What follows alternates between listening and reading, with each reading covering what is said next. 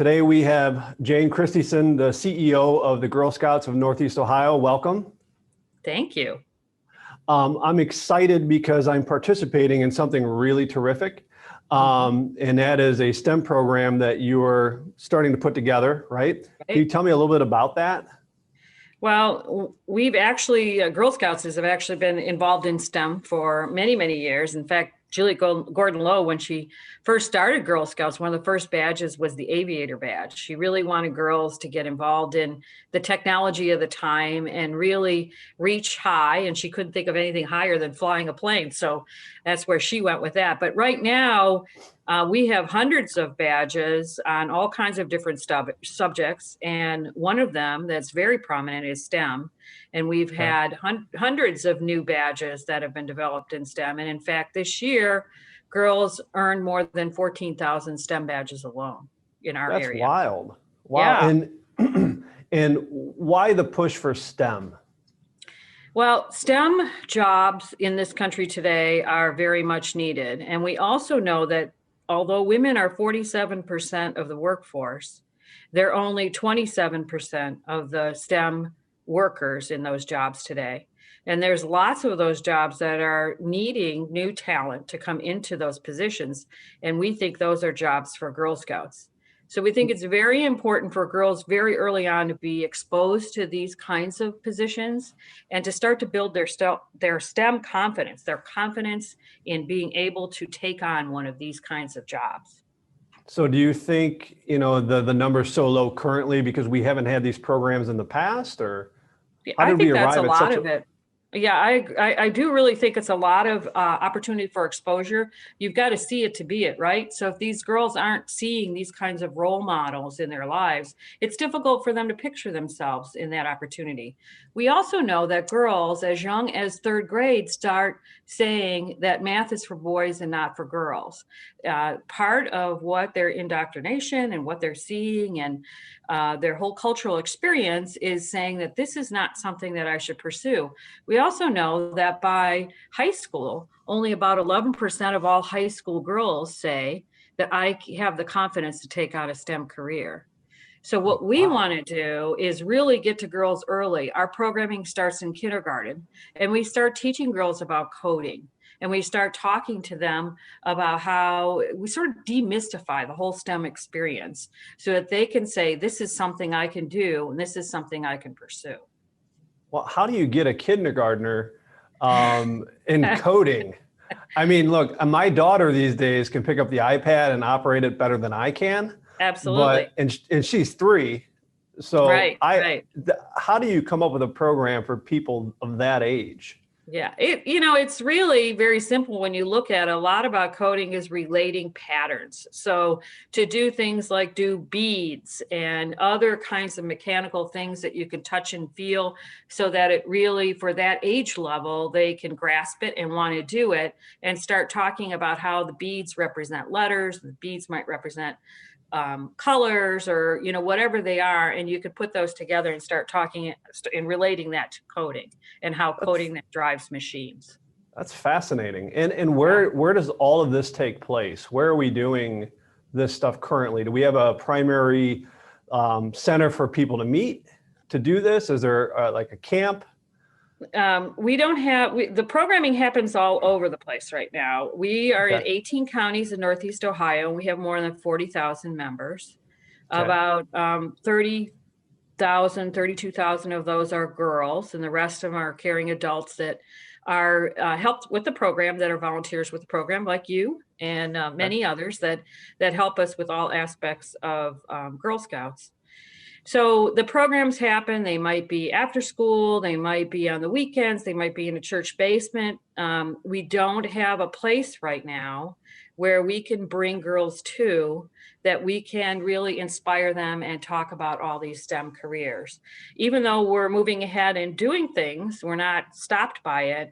We really see the possibilities can really be enhanced and really have very powerful experiences if we could create a place. So basically, just like when I was a little boy and I was in the Boy Scouts and we would go to like a den mother's house, basically the people in the communities are teaching the programs that you guys have created. Right. but in the future, they are going to have a place to go to. Well, they would still be at that place, wherever they would meet.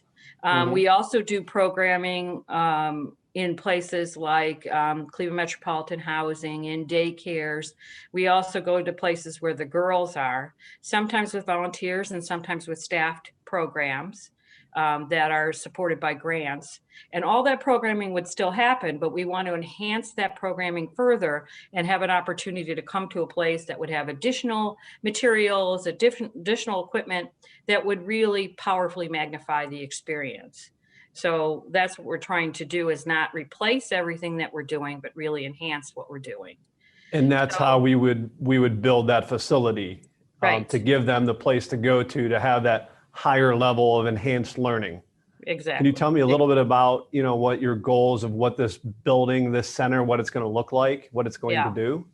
Yes, we're planning on a STEM Center of Excellence, and it's going to be located at Camp Ledgewood, which is in Peninsula, Ohio, which is in a nice location because it's very close to two large population centers in Akron, Canton, and Cleveland. So our plan is to have that building built on our campus. We already have 370 acres. It's totally surrounded by Cuyahoga Valley National Park. It's a beautiful natural place. And we want to have this building available there so that people could come either for the day or for overnight trips, because we have cabins there and zip lines and pool and the whole, all the things that you'd expect to have at a camp, but also to have this special facility where you could have this STEM experience also along with your camp experience. We also not only want to have this for all of our Girl Scout members, but we also want to make this available to the general public. So we see that there would be a great opportunity to bring school-aged children, generally those that would be around middle school or maybe a little younger than that, to also give them that same opportunity for this WOW STEM experience. And we know there's almost 70,000 just middle school age children within a half-hour drive time of that location. So we know that there would be a lot of opportunity to collaborate with local school districts in order to bring their students there. And we can, our programming now, like I said, goes as young as kindergarten, so we could even dip into younger groups. We want to start to build a talent pipeline in this area for STEM professionals. And that's what Girl Scouting is all about. No, that's wonderful. And I think you're downplaying Camp Ledgewood, because I did that tour with you a few months ago. And if you didn't notice, I was a bit excited when I was there. And I still want to come in and volunteer my time to help, because obviously you guys always do need volunteers to help there. So that's important to note as well, that on this amazing campground, of nearly 370 acres. I mean, like you said, you have that observatory, you have zip lines, you have the swimming pool, you have the lake, you have that wonderful facility with these awesome chef kitchens. You're totally downplaying it. The place is fantastic. Yeah. I want to live there. Okay. So it's important to note that this STEM facility is going to go onto an already established beautiful property with amazing cabins. Right. So that's what I think people need to know. I think a lot of people are like, well, okay, these people are meeting in people's homes. These people are, meeting at churches and different places, but you also have this amazing property that I don't think a lot of people know about, and we're talking, this is at 271 and 303 to get over there. Is that correct? It's in Peninsula, right in that area. It is between Akron Peninsula Road and 303. And it is a little hidden gem, very much so. It is in a beautiful location, and it will always be protected because of our friends at Cuyahoga Valley that kind of put their arms around the camp. So we won't have to worry about encroachment or other development around it. So it's a beautiful place for wildlife. It's a beautiful place for the girls and our volunteers to enjoy and to really live the Girl Scout experience. And if people want to volunteer or donate to building this future facility or donating their time, how do they go about doing that? Well, you just go to our website, and that's Okay. gsneo.org, and you could either go to donate or volunteer. There's 2 landing pages that you can go to, and you can explore the possibilities of what you'd want to do and the kinds of volunteer positions we have available. We have obviously always have a need for troop leaders. There are always girls waiting to join a Girl Scout troop. Just breaks my heart when we have girls that want to participate and can't because we don't have the volunteers to do that. But I know that everybody can be a troop leader. That's not doesn't fit into their lifestyle. But we also have lots of opportunities to do things like be an archery instructor, a riflery instructor, or you mentioned the planetarium.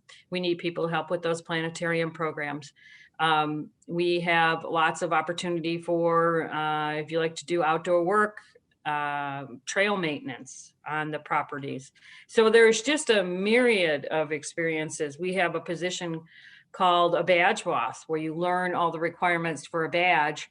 And then the troop leaders will bring you the girls either virtually in the period we're in now or in person, and you work through the badge requirements with them. And a lot of volunteers really see that as a really fun job and a chance for them to share their enthusiasm about either a hobby or their profession with girls. And again, it gives girls another opportunity for that mentorship, to see what women are doing, to see the kinds of positions that they're engaging in and what the possibilities are for them. Absolutely. And remember, I'm the one who volunteered for trail maintenance just because I wanted to hang out there. Yeah, So we'll get a truck of gravel and I'll help fill in the trails. There you go. So again, that's gsneo.org/donate in order to learn more about the Girl Scouts of Northeast Ohio. If you want to volunteer, if you want to donate to this wonderful facility that we're going to be building, again, gsneo.org/donate. Thank you for joining me this morning, afternoon, evening, whenever you're watching this. Thank you, Jane Christyson, from the Girl Scouts of Northeast Ohio, the CEO, for letting us know more about the Girl Scouts and the future of our STEM leaders.